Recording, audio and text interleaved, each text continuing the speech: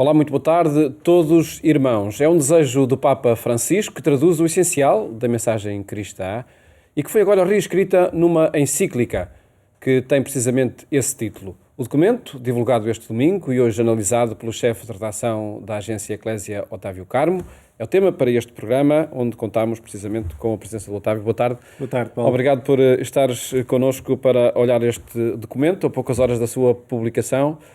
O que é que traz de novo o Papa Francisco a um discurso tão identitário do cristianismo como este da fraternidade humana? Ele traz de novo um testamento espiritual e eu não quero assustar ninguém, não é? Porque nós normalmente falamos de testamentos espirituais quando os papas morrem, deixam algo escrito para que seja lido e refletido pelas pessoas. O Papa Francisco, num estilo que é muito próprio dele, vou-lhe chamar assim, muito despachado, faz uma síntese das ideias que trouxe desde o fim do mundo, como ele se apresentou, desde Buenos Aires, desde toda a sua experiência como líder católico na América Latina, que trouxe para o Vaticano e quis transmitir a todo o mundo. E essa é a primeira, acho eu, a primeira grande novidade.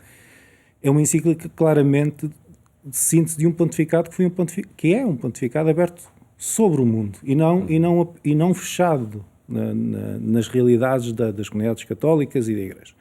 Apesar de toda a atenção que naturalmente que um Papa lhes dedica.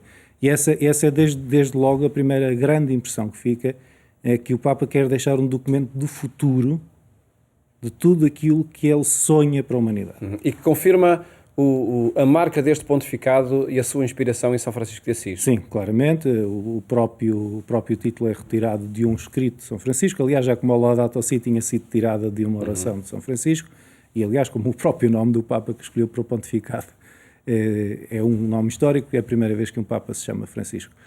E sobretudo, o que está, do meu ponto de vista, em causa é o conceito de irmão e de irmã. É algo que muitas pessoas que nos possam estar a ver e que até não sejam católicas, provavelmente têm São Francisco de Assis como uma referência de olhar sobre o mundo e, sobretudo também, em muitas situações, de olhar sobre a natureza. E de uma fraternidade universal que olha para tudo o que nos rodeia e para todas as pessoas que estão ao nosso lado, não como estranhos, mas como próximos. E essa também é outra das grandes ideias que está nesta encíclica. Eu diria, aliás, num passo diferente daquilo que nós tradicionalmente somos ensinados. Porque não é apenas questionar sobre quem é o próximo, mas é a necessidade para ser católico, de fazer-se próximo. E isso é um passo bastante acentuado neste documento. E o Papa quer dar um contributo para a construção da sociedade, através desse conceito de amizade social, não é? Que marca o documento. Nós partilhamos este documento, através da tua análise, num dia importante para Portugal, para a democracia, para o sermos em sociedade. E no documento do Papa, neste Fratelli Tutti, ele começa, de alguma forma, por se sentir desiludido com os sonhos que o mundo criou sobre si. É uma desilusão sobre a capacidade que os humanos têm de se construírem, de fazerem a sociedade, de estarem em democracia, em justiça, em liberdade? Eu penso que é, sobretudo, uma ideia muito analítica. Aliás, o Papa, sendo sul-americano, tem sido das pessoas que melhor discursa sobre a Europa, de um mundo que se sonhou após as duas grandes guerras mundiais com um projeto, por exemplo, na nossa Europa, é um projeto comunitário, de grande união, e que se vai desfazendo. E que, com o regresso dos discursos populistas, xenófobos, com o regresso dos muros, da exclusão, são realidades muito sentidas a nível mundial. E o Papa apresenta este conceito de amizade social, que não é um conceito individual, é um conceito coletivo. Daí a referência, acho muito bem, ao Dia de Portugal, à implantação da República, ao feriado, ao projeto coletivo político que daí deve surgir, baseado numa referência que é o contrário do individualismo, é o contrário dos projetos partidários, é o contrário dos interesses de apenas uma parte da sociedade que, de certa forma, escraviza todo o resto da sociedade a esses interesses económicos, financeiros, políticos. Portanto, a amizade social é o conceito fundamental do pensamento do Papa para a construção de uma nova sociedade em alternativa tanto a estes populismos, estes integrismos e estes interesses individuais, como aquilo que ele chama, e que eu acho que é um conceito bem visto, é um globalismo, vou-lhe chamar assim, sem rumo. Ou seja, uma ideia de que nós estamos todos ligados, e a pandemia mostrou que estamos todos ligados, mas estamos todos ligados e não conseguimos resolver nada. E isso é dito lá. Porque a globalização é imposta sobre todos os países a partir de um interesse de grupos muito reduzidos. E essa é a grande diferença do meu ponto de vista na análise, porque este é um texto de doutrina social da Igreja, não é uma reflexão, enfim, mais ou menos broncheirona de uma pessoa simpática, é um texto fundamental da doutrina social da Igreja para o século XXI, em que mostra que o estado a que nós chegamos com a globalização não vai levar o mundo a bom porto. Portanto, um texto também para as democracias e para a consolidação da justiça nas democracias. Nós já vamos a temas principais que marcam este documento. Antes perguntava-te, até pelos contactos na sala de imprensa da Santa Sé, onde estás acreditado, como é que foi recebido este documento a nível internacional? O que eu posso dizer é que havia muita expectativa, o que é natural. A encíclica chegou assim quase de repente, não é? Nós não tínhamos pensado o que é que seria a próxima encíclica do Papa. Aliás, se virmos muito bem, ele escreveu 13 e a primeira é uma herança do Bento XVI, ou seja, a encíclica não é um modo habitual de o Papa se manifestar, mas houve esta intenção de escrever um texto que é o texto mais importante das cartas que o Papa escreve, e há essa reflexão sobre dois pontos. Mas o que eu considero mais importante é mesmo a questão da fraternidade. É algo, e sobretudo, e a minha percepção é uma percepção partilhada das muitas leituras que foi fazendo, tal como em 2015 se estava a discutir as alterações climáticas, se estava a caminhar para o Acordo de Paris e o Papa quis vincar a sua posição publicando a Laudato Si, mostrando ao mundo é isto que a Igreja Católica pensa. No mundo pós-pandemia, nesta projeção do que nós vamos ser a seguir a tudo isto, o Papa quer vincar a sua posição. É isto que a Igreja Católica pensa sobre o que deve ser a sociedade depois desta pandemia. E desde logo com essa afirmação, mais do que globalização, é preciso uma fraternidade. Uma fraternidade e uma amizade social. Um mundo em que as pessoas se reconheçam como iguais. Em que se reconheçam como portadoras de direitos e não como seres a ser explorados por outros interesses. Isso já é muito marcado no pontificado. Aliás, por exemplo, um dos temas sociais de eleição do Papa e do trabalho do Vaticano tem sido o tráfico de seres humanos, que está muitas vezes ligado a redes ilegais de migração e, portanto, é um tema que é de hoje, por incrível que pareça. Quando falamos de escravatura, pensamos que estamos fechados em séculos passados e experiências que já estariam ultrapassadas, mas não estão. Portanto, esta ideia de que o mundo de hoje ainda tem humanos a explorar humanos é uma crítica muito, muito tremenda que o Papa nos faz. O Papa quer um mundo onde não há estranhos. Exatamente. É a expressão, não é? Sim, é um mundo... Há um bloco central do texto, há um capítulo central, para evitar interpretações políticas, do texto, que é dedicado à parábola do bom samaritano. Isso é muito Francisco na forma de escrever. Não é só fazer uma catequese sobre o bom samaritano, cada pessoa tem de olhar para aquele texto e fazer uma escolha. De que lado é que eu estou? Que personagem é que eu sou daquelas? E essa escolha é decisiva. Mas é decisiva para que a pessoa se possa afirmar como católica. Ou seja, não se pode ser católico e se estar do lado dos salteadores, dos ladrões que assaltaram o samaritano, ou estar do lado, ou ser a personagem que, por ter de cumprir preceitos religiosos, e ele insiste nisso, porque vai cumprir preceitos religiosos, passa ao lado de um homem que está à beira da estrada a morrer. Isso é impressionante. Essa reflexão, que é talvez uma reflexão mais, até diria, virada para o mundo católico, tem porém, um sentido de urgência, acho eu, que é o seguinte: estamos num momento da história em que é preciso escolher, e é preciso escolher de que lado ficamos. E essa escolha é fundamental para definir o futuro. Ou ficamos do lado de quem tem o dinheiro e o poder e vamos manter esta normalidade, que, como o Papa tem insistido, é uma normalidade que já estava doente antes da pandemia, ou vamos construir um novo mundo com novos paradigmas. E, de facto, esse também é um capítulo da economia, do neoliberalismo, que o Papa consagra também no documento. Essa vai ser uma questão, julgo, muito discutida, porque, efetivamente, o pensamento, é um pensamento cristão da prosperidade, que eu mereço ser rico, eu mereço ter sucesso, e esse pensamento tem uma consequência social, às vezes algo complicada, que é numa confiança cega no mercado. Ou seja, se eu tiver sucesso, se eu tiver dinheiro, esse dinheiro, de certa forma, vai... Enfim, o Papa usa sempre esta imagem: o copo vai encher e quando o copo transbordar, vai chegar a outras pessoas. E verdadeiramente o que nós temos podido ver nas últimas décadas é que isso não acontece. E, portanto, daí o Papa até fala de uma certa cegueira no dogma económico no mercado. E penso que, do ponto de vista, sobretudo das instituições académicas católicas, esta é uma questão que vai ter de ser muito discutida, sim. Quando se refere à pandemia, o Papa fala nos idosos, nas pessoas com deficiência. São lições que ficam deste tempo? Sim, são lições muito duras. São lições muito duras, em primeiro lugar, para muitas pessoas que nos estão a ver e que perderam familiares e que perceberam que o sistema em que tinham confiado, certamente, com todo o seu coração e com a melhor das intenções, falhou. Portanto, a maneira como nós olhamos para os idosos é algo que tem de mudar, tem de ser uma das consequências mais práticas e mais imediatas desta pandemia. Isso está escrito. O Papa, aliás, tem palavras muito duras sobre aquilo que aconteceu aos idosos durante a pandemia e é importante que ele, no seu ensinamento, vá sempre também fazendo essa... Quando ele fala dos descartados, ele tem esta ideia central sempre da cultura do descarte.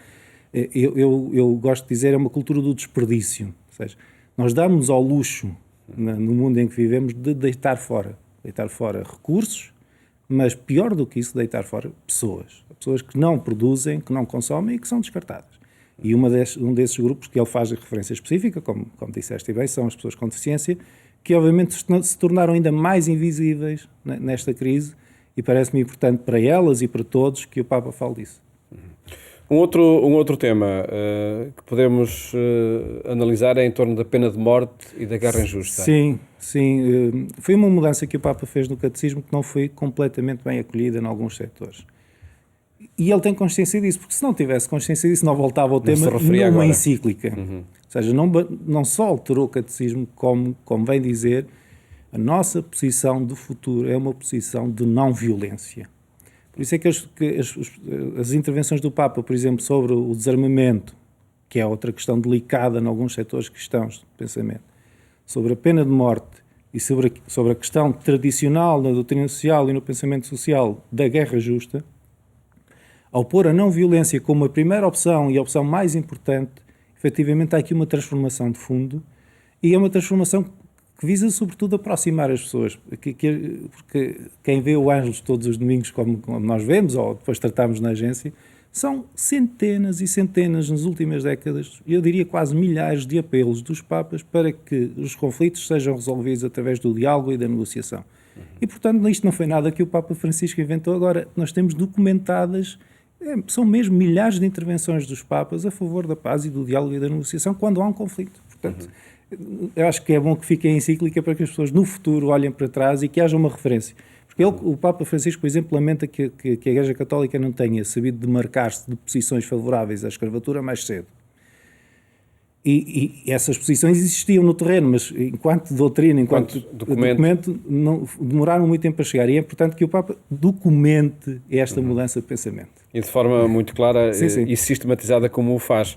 E como se refere também, é um tema também recorrente, os migrantes, os refugiados, sim. Quando procuram o mundo de todos e para todos. Não é? Eu aí há uma expressão bonita que me tocou, acho que posso partilhar essa leitura pessoal. Num texto relativamente longo, com muitas citações, um texto que se vê que foi trabalhado durante muito tempo, a certa altura o Papa explica em 2 linhas ou 3, quando diz a fraternidade é olhar para a pessoa, eu estou a parafrasear, não estou a citar diretamente, olhar para a pessoa sem olhar para a sua origem geográfica. Aquela pessoa que está diante de mim é meu irmão, é minha irmã, independentemente de ter nascido em África, na América do Sul, na América Central, na Oceania, não é relevante no Médio Oriente, é um irmão.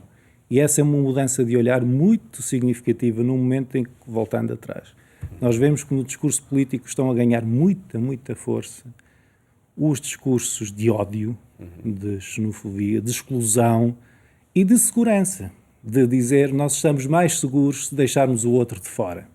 Falsa segurança, talvez. O que é um discurso de individualismo, sim. Apesar de ser coletivo, porque é um discurso de proteção de um grupo, no fundo de um indivíduo coletivo. E essa questão é muito importante aí. Mas não surpreende ninguém, ou seja, toda a gente sabe qual é a posição do Papa sobre os muros, por exemplo, e isso retoma na encíclica, sobretudo, deste olhar da fraternidade. Ou seja, não é uma imposição moral, é uma imposição de humanidade. nós nos reconheçamos todos na mesma humanidade.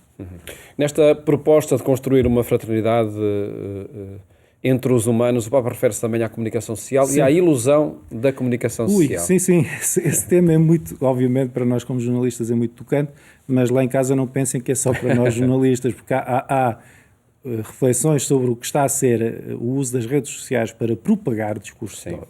Manifestações de ódio muito, muito pertinente. E, sobretudo, na ilusão de estarmos ligados. Ou seja, o recurso às redes, efetivamente, quando nós vimos da pandemia, permite-nos estar ligados, mas também nos faz cair na selva, expressão da bolha, e o Papa fala disso, sem citar a bolha, dizer nós podemos ter a ilusão, ou pior do que isso, construirmos uma realidade à nossa medida, em que só cabem aqueles que concordam connosco. Ora, a vida não é assim, o mundo não é assim, e o cristianismo não é assim. E isso está explicitamente dito. Ou seja, para o cristão, cabem todos, aqueles que concordam com ele.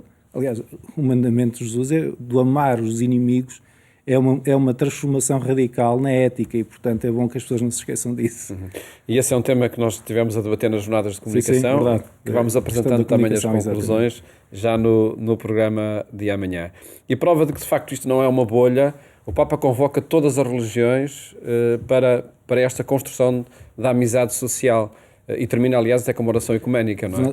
Nós acabamos pelo início. Sim. O texto da fraternidade nasce verdadeiramente em 2019, quando o Papa vai pela primeira vez na história, um Papa católico, vai à Península Arábica.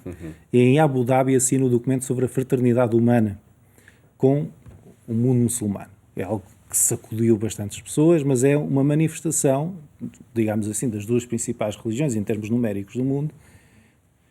Se manifestarem a favor da fraternidade humana é um grande passo. É um documento que é verdadeiramente histórico. E o Papa explica no início que quis desenvolver, do seu ponto de vista, esse documento, sobretudo uma reflexão católica, e em 2019, em Abu Dhabi, ele fala de um conceito que é fundamental para ler esta encíclica, que é da Arca da Fraternidade. Quem conhece a história da Arca de Noé sabe que foi construída uma arca num dilúvio para salvar os seres vivos e que a vida na Terra pudesse continuar. E do meu ponto de vista essa imagem é muito forte para isto. As religiões são convidadas a construir a Arca da Fraternidade no dilúvio que é hoje em dia a pandemia, para que a humanidade possa sair toda junto. E quando ele diz que estamos todos no mesmo barco, não é uma figura de estilo. Temos de estar todos, mas é neste barco que ele diz. Essa que é a Arca da Fraternidade. Não é num barco qualquer, não é no iate, é nesta Arca da Fraternidade que é construída por todas as religiões. E, portanto, essa dinâmica, que é muito própria do Papa Francisco, de diálogo entre religiões e, sobretudo, de encontrar pontos de consenso. É muito fácil fazer guerras e encontrar pontos de discordância entre religiões. O que o Papa tem feito, a opção de fundo dele, tem sido encontrar pontos de consenso no terreno, a partir dos quais se possam trabalhar, e a ideia de fraternidade para isso é fundamental. E também com muitos gestos concretos no Vaticano e nas viagens apostólicas que tem feito. Lembrei a da Abu Dhabi, mas em Marrocos também houve gestos muito, muito significativos, até em campos de refugiados. Otávio Carmo, que alcance terá esta voz do Papa? Nós vemos líderes internacionais, o secretário-geral da ONU, vemos, enfim, muitos líderes religiosos também, felizmente, a este apelo à fraternidade. Que alcance terá agora o Papa com esta encíclica? Esta encíclica tem... Vamos esperar que ela seja trabalhada como deve ser, que é do terreno para o topo. Mas as pessoas que estão no terreno têm de exigir a quem está no topo, a quem tem poder decisório, económico, político, que olhe para este documento, que olhe para as convicções que a doutrina social da Igreja apresenta no século XXI e que seja capaz de moldar um novo paradigma que seja feito a partir do outro e não a partir dos interesses de quem nos elegeu, que é uma tentação muito corrente. Portanto, acho que sim, há aqui trabalho político a ser feito, mas não se pode esperar que seja por uma transformação mágica ou quase mecânica, ou seja, apesar disso poder acontecer que alguém leia a encíclica e que se sinta tão tocado por ela que mude. O que é importante é que essa mudança seja provocada e que as pessoas leiam e que implementem este ensinamento, porque ele, na verdade, não traz aqui... Não há uma expressão nesta encíclica que a gente já não conheça do Papa, mas está sintetizada de maneira que possa ser implementada, estudada e implementada, e isso é fundamental. Mas essa não será um horizonte que vai cair nas tais desilusões? É sempre um risco. Eu penso... Aí aqui a questão é o Papa tem o que está ao nosso alcance. O Papa assume a utopia também como uma categoria do seu pontificado, sem problema nenhum. Aliás, o cristianismo tem em si muito de projeção de um futuro possível e novo. Se quem quiser chamar utopia, há de chamar, mas isso faz parte do pensamento cristão.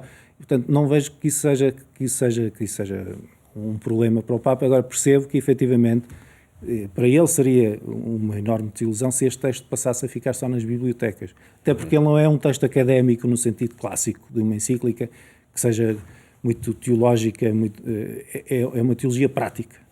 E eu voltava a uma ideia, só se me deixares do início, que é de um olhar diferente sobre o ser, sobre o que é ser católico. E esse ser que se define pela ação. Voltamos sempre a uma ideia central do ensinamento de Jesus Cristo, que as pessoas serão julgadas, usando um termo forte, por aquilo que fizeram aos doentes, aos pobres, aos nus, capítulo 25 de São Mateus. E, portanto, essa ideia é uma ideia que preside todo o pensamento do Papa. A ação define o ser. E, portanto, a ação do amor, da amizade social e da fraternidade é que vai definir o que é ser ou não católico. E sendo assim um texto que interessa e que desafie os líderes e as decisões das lideranças, é também um texto para o cotidiano, para a transformação do cotidiano. Sim, das relações familiares, por exemplo, que provavelmente é uma coisa que diz mais até a quem nos está a ver neste momento, de olhar, até, não digo dentro da própria casa, mas dentro das várias casas que às vezes constituem uma família, verdadeiramente num sentido de fraternidade, de vida partilhada, pessoas que caminham com um sentido comum. Esta ideia de sentido comum, aliás, é algo que diz muito, acho eu, a quem está a viver este momento histórico muito delicado e muito duro, porque não nos basta saber o que nos está a acontecer, nós temos de encontrar um sentido para o que nos está a acontecer e um sentido que nos explique e que nos projete como meta. E o Papa aqui aponta várias metas que me parece que são muito importantes no momento que estamos a viver. Eu posso dizer que tenho muito orgulho que vá daqui a 50 ou 100 anos, quem vai analisar o que foi a resposta pontifícia à pandemia, possa olhar para o que o Papa Francisco fez nestes meses. E por certo que o que fez nestes meses e o que te deixou escrito agora de forma muito sistematizada. Otávio, muito obrigado por ter estado aqui no programa Eclésia a apresentar este texto do Papa Francisco, que nós também apresentamos na agência Eclésia, os vários conteúdos do documento, assim como as análises que daí decorrem. Muito obrigado.